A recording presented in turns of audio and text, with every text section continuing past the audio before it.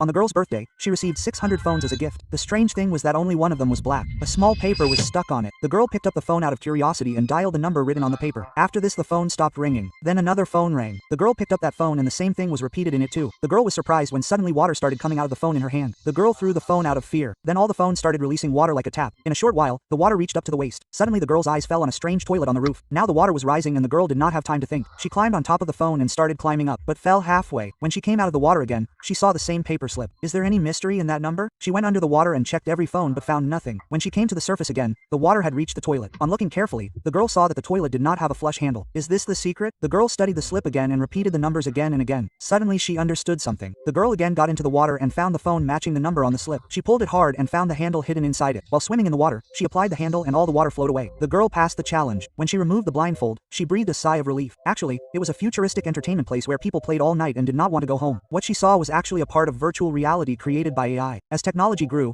all smart things became dependent on electricity. But that night an electromagnetic pulse came and the whole city plunged into darkness. People did not realize the danger until the girl got a call from her grandfather. Then it was known that not only the city but the whole country was in darkness. This was a sign of a big disaster. The girl's grandfather was an electronics scientist. He had a lot of batteries, so he called his granddaughter so that she could be safe. The next day the girl and her father left. The roads were full of cars and people were running here and there. There was a stampede in a supermarket with the petrol pump closed. When the girl and her father were crossing a bridge, an accident had happened there. The bridge was completely jammed. People were no longer caring about the rules. They kept moving ahead like this, but an accident happened. When they came to their senses, it was already afternoon the next day. The girl immediately took out the map so that she could reach her grandfather's house. But she did not know that her father was seriously injured. The girl looked around for help. Luckily, some people were living nearby. But despite the best efforts of the old uncle, he could not save her father. Seeing the girl's grief, the uncle decided to take her to her grandfather. But on the way, they met a robber. It seemed that he would only rob, but he turned out to be ruthless. He killed the uncle and took away his car. The girl kept watching all this and hid inside the car out of fear. She started cursing herself that because of her uncle's life was lost. The robber kept driving for some distance. Finally, he stopped at an old car factory. As soon as he got out of the car, he started searching for something. Then a shadow was seen on the window and before the robber could fire a shot, he was killed by someone else. The girl saw the opportunity and ran towards the forest. She hid under a car and mud started falling on her face. Then someone stuffed her in a sack. When the sack opened, a scary old woman was sitting in front of her. She asked the girl to leave her if she would become her daughter-in-law or granddaughter. The girl felt disgusted and refused. Then she was locked in the house. But the girl was not going to give up. At midnight, when everyone was sleeping, she came down slowly and ran away, but she had not gone very far when the old woman's sons caught her and brought her. They were very angry, so they locked her in the hunting house and tied her with ropes. I don't know how many days it was, but the old woman's grandson started liking the girl. He secretly untied the ropes and both started planning to run away. The girl also faked her consent so that they could run away. Both ran across the mountains, but when the old woman's son saw that the ropes were open, he started chasing them. The girl could not run fast, so they were caught soon. Then the old man and his son started fighting over the girl, but the old man's experience prevailed and the boy fell down. At that very moment, the girl picked up the gun lying on the ground and pointed it at the old man. The girl did not fire, but the person in front got injured earlier because the girl's grandfather had reached there chasing her. At the end of the film, the girl started living with her grandfather and the old woman's grandson now kept searching for the girl on the computer.